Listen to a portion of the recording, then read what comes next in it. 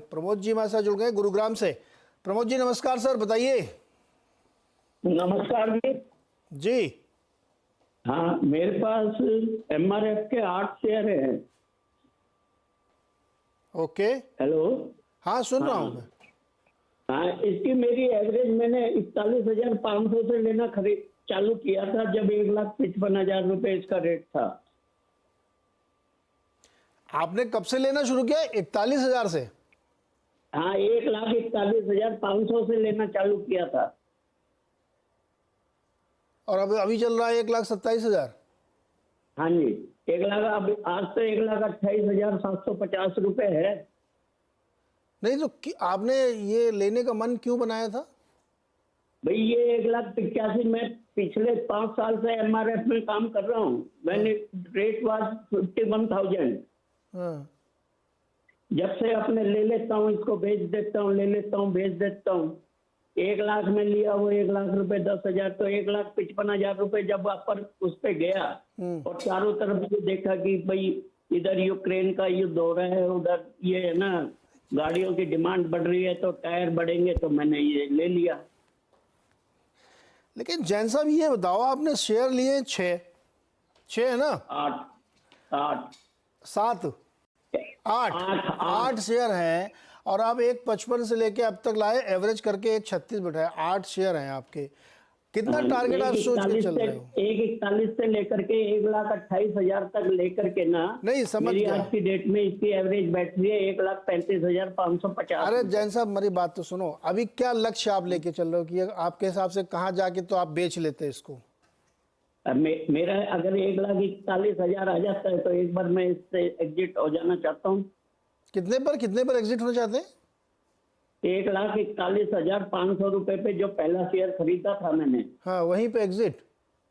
हाँ वहां पे एग्जिट हो जाता हूँ तो मेरे को कुछ ना कुछ मिल जाता है ना। अरे दादा जैन साहब मेरे को ये बताओ, 36,440 और 1,41, 7,000 रुपये, 7 और 56, 50,000 रुपये आपके बनेंगे। और आपने पैसा कितना फंसाया आप देख रहे हो?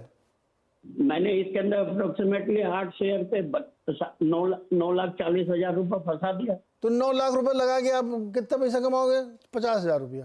तो 50,000 रुपए अगर मैं ये कमाता हूँ तब क्या करूँ? अब जब फंसता गया तो फंसता चला गया ना। अब रुको भाई, मेरे पास वे आउट नहीं था। हाँ नहीं बात तो आपकी सही है। सरवेन जी की मदद लिया। सरवेन जी एमआरएफ देखिए भाई चार्ट पे जी।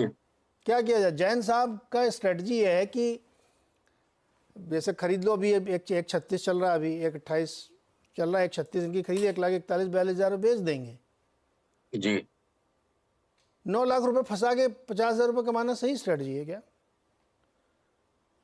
नहीं, इसमें दो चीजें हैं। एक तो इनसे पूछूंगा कि जब इन्होंने इनिशियली इसको ट्रेड करना शुरू किया था, नीचे के लेवल्स पे कहते हैं कि 10 साल से कर रहा हूं, तब कितने शेयर ट्रेड करते थे? बताइए जैन साहब। मेरे पास 7-8 शेयर होते थे, अपने लिया 5,000 ऊपर हुआ बेच दिया। मेरा का फंडा ये है कि मेरा पैसा सेविंग बैंक में पड़ा है जहां से मुझे 2.5% का इंटरेस्ट मिलता है साल का। और मेरे को अगर इसके अंदर लगा करके 6% का 60% का मिल जाता है तो वहां से 3 गुना मिल जाता है। मेरा 60% भी मोर देन सफिशिएंट है, क्योंकि बैंक एफडी का रेट भी 60% ही चल रहा है। नहीं तो आप अपने सवालों के खुद ही जवाब दे रहे हैं। देखिए, risk free rate of return अगर 7%, 6-7% का ही आपका एम था, तो risk free rate of return FD में भी आपका उससे ज्यादा ही बन रहा है। तो आपको तो बाजार में होना नहीं चाहिए। बट ये केस स्टडी आई थिंक आपकी सबके लिए इंपॉर्टेंट है कि कोई भी स्टॉक कुछ भी हो, चाहे वॉरेन बुफे साहब ने लिया हो या किसी एक इंट्राडे प्लेयर ने लिया हो, हर आदमी ने ये सोच के लिया कि एक ना एक दिन जरूर बेचूंगा। कोई भी स्टॉक या तो कोई भी कंपनी कोई अमृत पी के तो पैदा नहीं हुई है, कोई पारसमणि तो है नहीं कि हमेशा चलती रहेगी। अब आप इतना दूर इसको ले आए ट्रेड करते करते, हमेशा 6-6, 8-8 शेयर, अगर इस भाव से आप अटक गए और वापस खुदा ना खास्ता नीचे के लेवल आ गए 70,000 के, 80,000 के, या मानिए जहां से आपने स्टार्ट किया था इनिशियली 50,000 से ट्रेडिंग, तो आपके तो सारे पैसे यहीं अटक गए ना। आपने कमाया कुछ नहीं, जितना आपने कमाया वो सब अब आपने ऊपर में चढ़ावा दे दिया।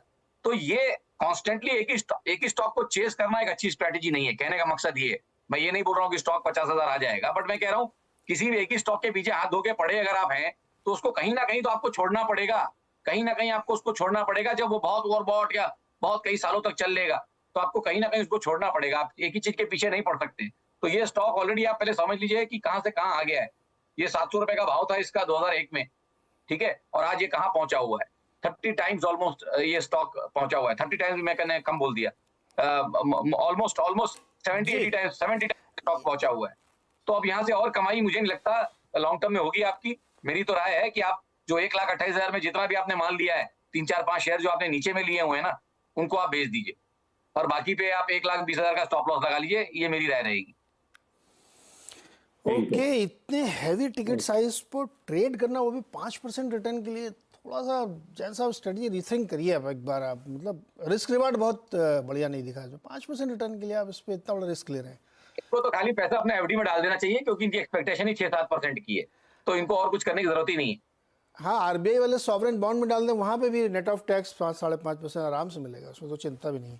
खैर एनीवे, अपनी अपनी स्ट्रेटजी हो सकती है। प्रमोद सर, बहुत बहुत शुक्रिया हमारे साथ जुड़ने के लिए। अगला सवाल है विजय गौड़ का।